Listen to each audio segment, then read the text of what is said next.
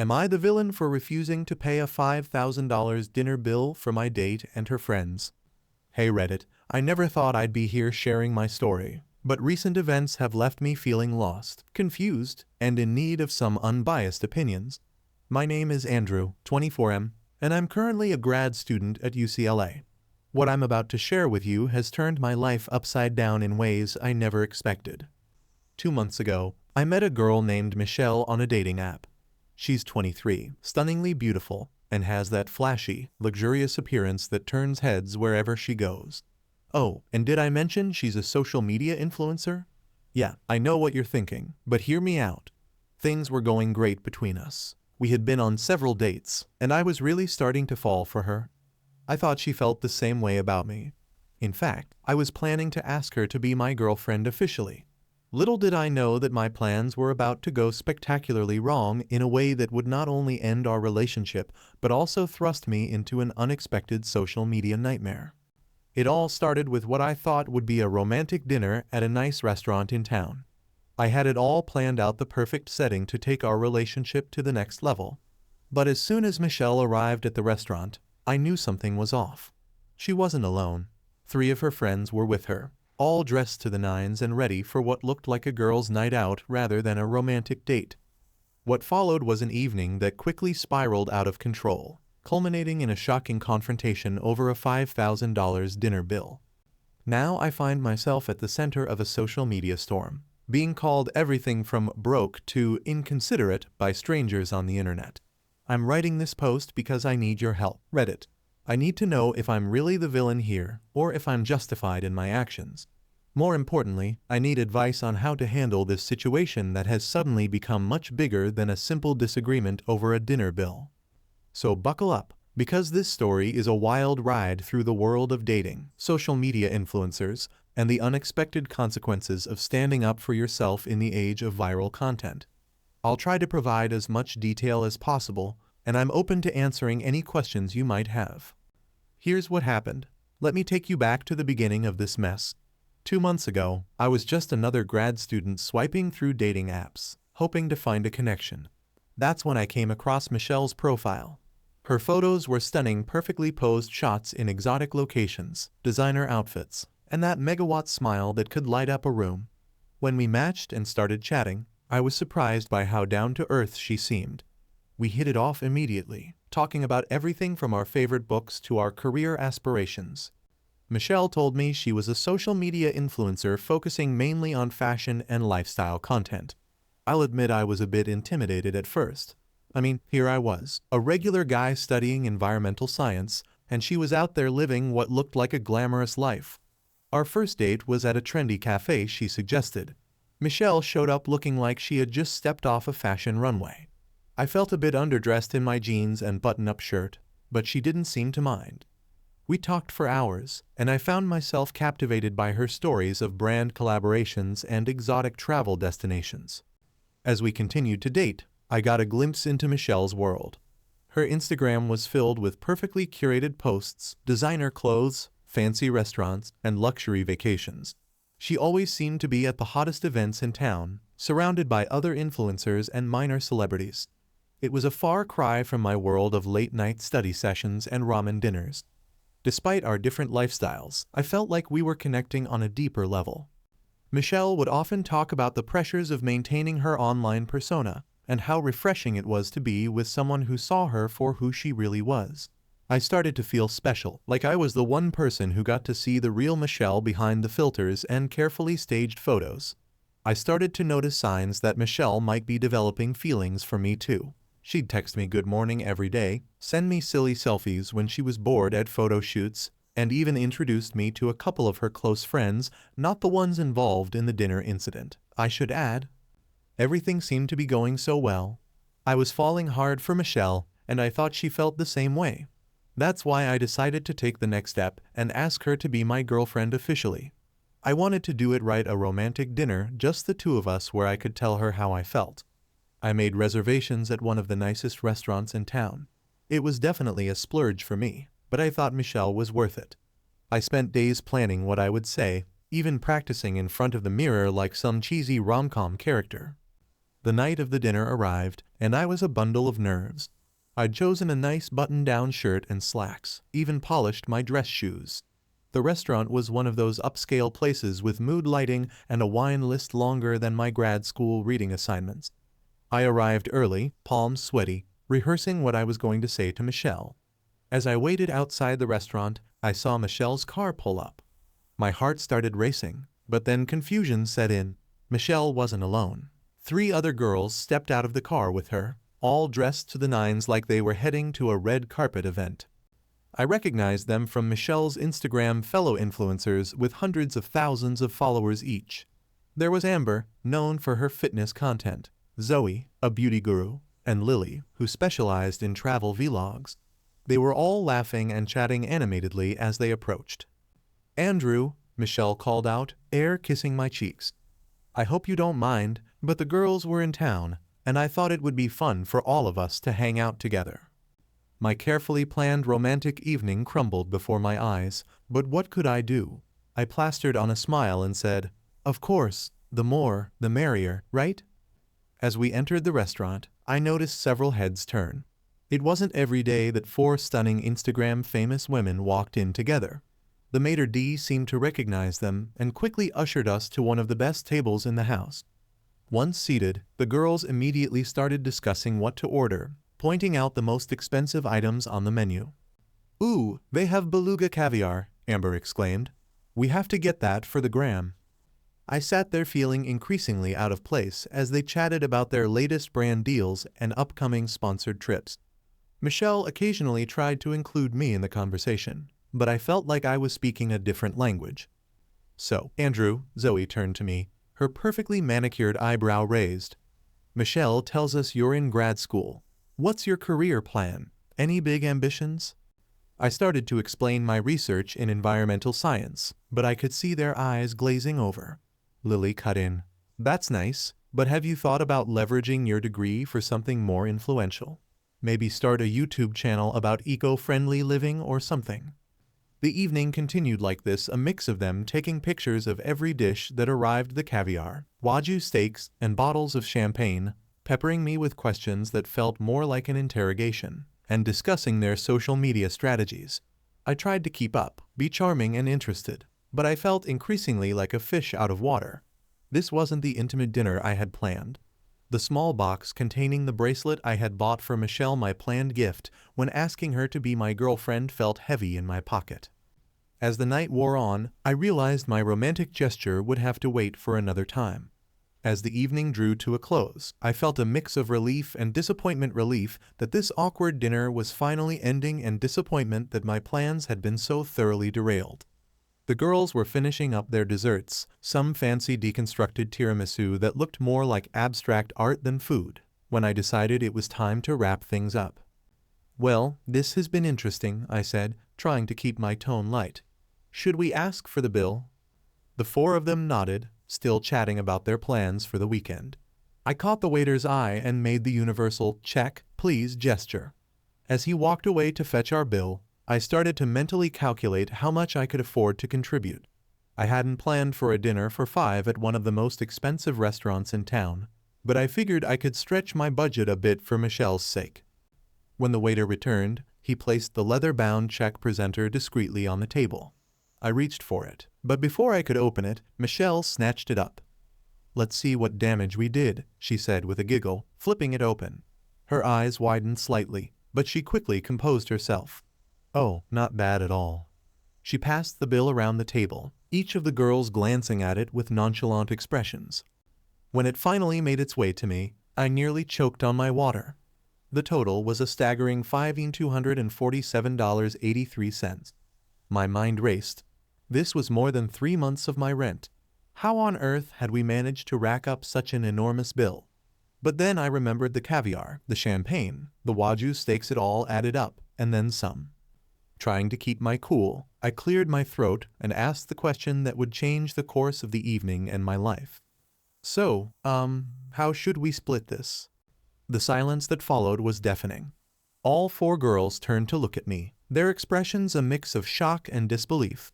Michelle's face flushed red, a look of embarrassment and anger flashing in her eyes. "Split?" Amber was the first to break the silence, her voice dripping with disdain. What do you mean, split?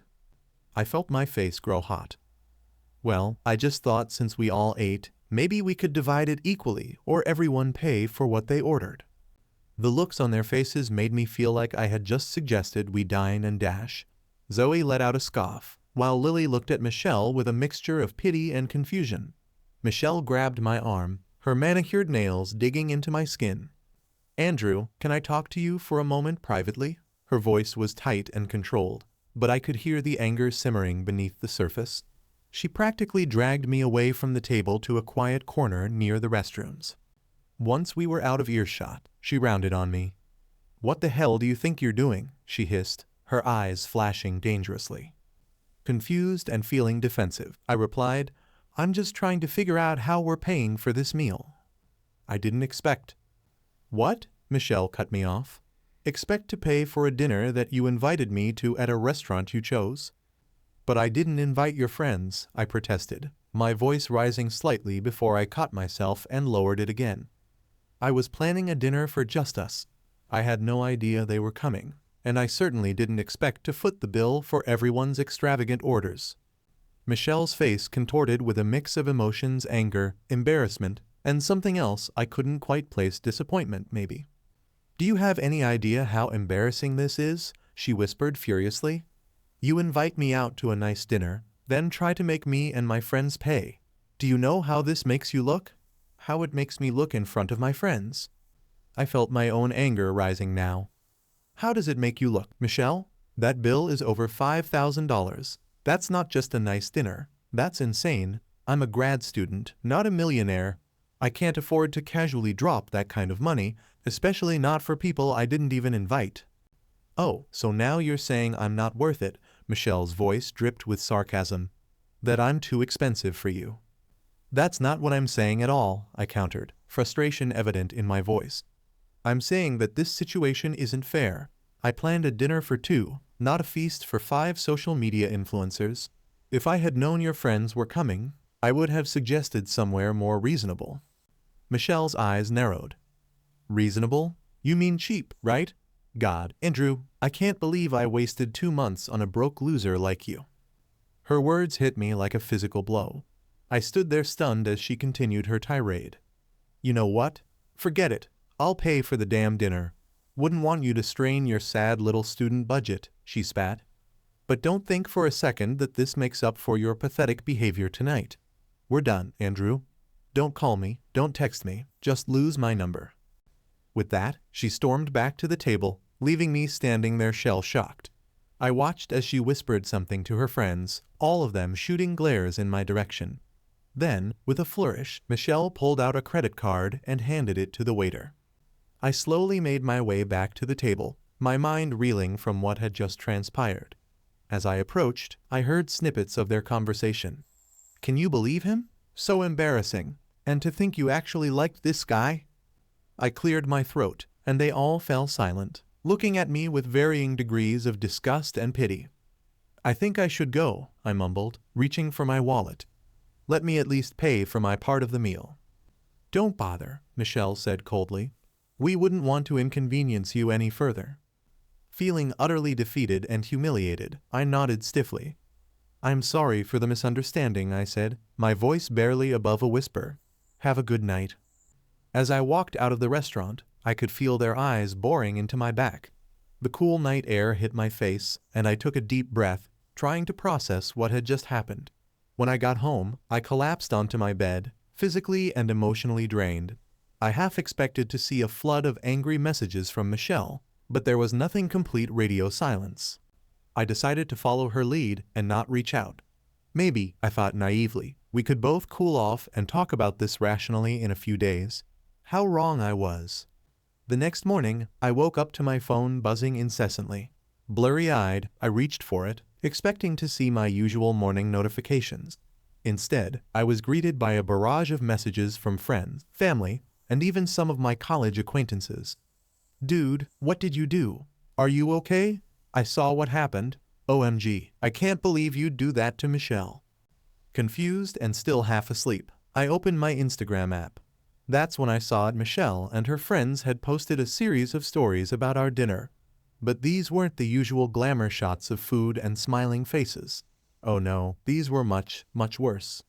The first story was a screenshot of a notes app with a long paragraph detailing their version of events. According to them, I had invited them all out to a fancy dinner, encouraged them to order whatever they wanted, and then tried to dine and dash when the bill came. They painted me as a cheapskate who had been leading Michelle on, using her for her social status while being too broke to keep up with her lifestyle. The next few stories were pictures from the dinner, but with added captions. A shot of me looking uncomfortable was captioned, "When you realize you can't afford your date's lifestyle." Another showed the bill with the text, "When your date invites you out but can't pay the bill." But the worst was yet to come. The final story was a video of Michelle, clearly filmed right after the dinner. Her eyes were red, and she looked upset. "I can't believe I wasted 2 months on a guy who would embarrass me like this," she said to the camera. "Ladies, watch out for broke boys who try to play in our league. They'll only let you down." The stories ended with a call to action. "Girls, share your stories of cheap dates and broke boys. Let's warn each other. #BrokeBoyAlert." I felt sick to my stomach. This wasn't just a private argument anymore. Michelle and her friends had turned our dinner into a viral moment, and I was being portrayed as the villain to their hundreds of thousands of followers. Within hours, the #BrokeBoyAlert was trending. People I'd never met were sharing the stories, adding their own comments about what a jerk I was. Some even started digging up my own social media profiles, sharing my pictures and making fun of my broke lifestyle. The harassment didn't stop at social media. Somehow, people got hold of my phone number. I started receiving calls and texts from unknown numbers, most of them hurling insults or making fun of me. "Hey, broke boy, need some money for dinner? Learn to treat a lady right, cheapskate." It wasn't just strangers either. Some of my classmates at UCLA had seen the posts. I received concerned messages from my professors asking if everything was okay. Even my parents called, worried after seeing some of the viral posts shared by family friends. I felt overwhelmed, exposed, and utterly helpless. How could I defend myself against this tidal wave of hate and mockery? I tried posting my own Instagram story explaining my side of things, but it was quickly drowned out by the sheer volume of Michelle's supporters. For every supportive comment from a friend who knew me, there were dozens of hateful ones from strangers. The next few days were a nightmare. I could barely focus on my studies or my part-time job. Every time my phone buzzed, I flinched, expecting another insult or accusation. I started to avoid going out, paranoid that someone might recognize me from the viral posts. It was during this time that I realized how quickly and brutally the internet could turn on someone.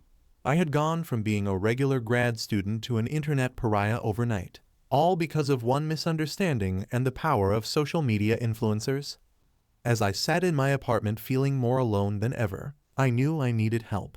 I needed advice on how to handle this situation, how to clear my name, and how to move forward from this nightmare. That's when I decided to turn to you, Reddit. I needed perspectives from people who weren't caught up in the social media frenzy. I needed to know, am I really the villain here? And more importantly, how do I fix this mess? Update: the aftermath of my viral post. You won't believe what happened next. Hey Reddit, it's Andrew here. Remember me? The grad student who got caught in a social media nightmare after refusing to pay a $5,000 dinner bill for my date and her influencer friends. Well, a lot has happened since I posted my story, and I felt I owed you all an update. First off, I want to thank everyone who read my original post, commented, and offered support. I never expected my story to blow up the way it did. When I hit post that night, I was at my lowest point, feeling alone, cyberbullied, and unsure of how to move forward. I genuinely thought I might get a few comments, maybe some advice. Instead, I woke up to find my inbox exploding. My original post had skyrocketed to the front page of Reddit overnight, thousands of upvotes, hundreds of comments, and more awards than I knew existed on this platform. The support was overwhelming in the best possible way. For the first time since that disastrous dinner, I felt heard and understood. But it didn't stop there. As many of you know, Reddit has a way of making things happen. Within hours, my story had been picked up by several popular YouTube drama channels. They made videos breaking down the situation, analyzing Michelle's social media posts, and overwhelmingly taking my side. These videos racked up millions of views, bringing my story to an even wider audience. Then came the Twitter storm. Someone had screenshotted my Reddit post and shared it on Twitter, where it went viral. The hashtags #JusticeForAndrew and #BrokeBoyRevenge started trending. People were sharing their own stories of entitled dates and influencer nightmares. It was surreal to see my story become part of a larger conversation about social media culture and entitlement. As all of this was unfolding online, my real life was also being impacted. Remember how I mentioned that some of my UCLA classmates had seen Michelle's posts? Well, now they were seeing my side of the story too. I started receiving messages of support from people I barely knew on campus. A group of students even organized a Broke Boy lunch event in solidarity, where everyone brought ramen noodles to eat together on the quad. But the most significant development came when a reporter from a major tech news website reached out to me. They wanted to do a feature story on my experience and the broader implications for social media culture. After some consideration, I agreed to an interview. The article, titled "The $5,000 Dinner Date," went live a few days later, and it brought even more attention to my story. I felt a wave of relief wash over me as I saw the support pouring in. It was a reminder that while social media can be a cruel place, it can also be a platform for justice and understanding. I still had a long way to go to rebuild my reputation, but for the first time in weeks, I felt hopeful. Thank you, Reddit, for being there for me during this wild ride. How one student's viral Reddit post exposed the dark side of influencer culture was published a week after my original post. It dove deep into the situation, including screenshots of Michelle's original posts, my Reddit thread, and the subsequent social media fallout. The reporter also reached out to social media experts and psychologists to comment on the situation. This article was the tipping point. It was picked up by larger news outlets, and suddenly my story was everywhere. I started getting interview requests from morning shows and podcasts. It was overwhelming, to say the least. As for Michelle and her friends, the internet's investigative skills are no joke. People started digging into their social media histories and found a pattern of entitled behavior and manipulated narratives. Some of their past brand deals were called into question, with evidence suggesting they had misrepresented their influence or failed to disclose sponsorships properly. The backlash against them was swift and severe. Their follower counts plummeted, and the comment sections on their posts were flooded with people calling them out. Brands began to distance themselves, with several publicly announcing they were cutting ties with Michelle and her friends. However, I've noticed that some people are taking things too far. While I appreciate the support, I don't condone any form of harassment or bullying, even towards those who hurt me. Michelle and her friends made a mistake, but they don't deserve to have their lives ruined over this. Please, let's be better than that. Let this be a lesson about the dangers of jumping to conclusions and the power of social media, both for good and bad. It was a lot to process. On one hand, I felt vindicated. The truth had come out, and people were seeing through the carefully curated facade. But on the other hand, watching the internet tear apart these girls' lives was uncomfortable. Yes, they had hurt me, but did they deserve to lose everything over one bad night and a series of poor decisions? In the midst of all this, I received a surprising email. It was from a literary agent who had been following my story. She suggested that my experience could make for a compelling book, part memoir, part exploration of modern dating and social media culture. I'm still considering this opportunity. To be honest, it's both exciting and a little scary.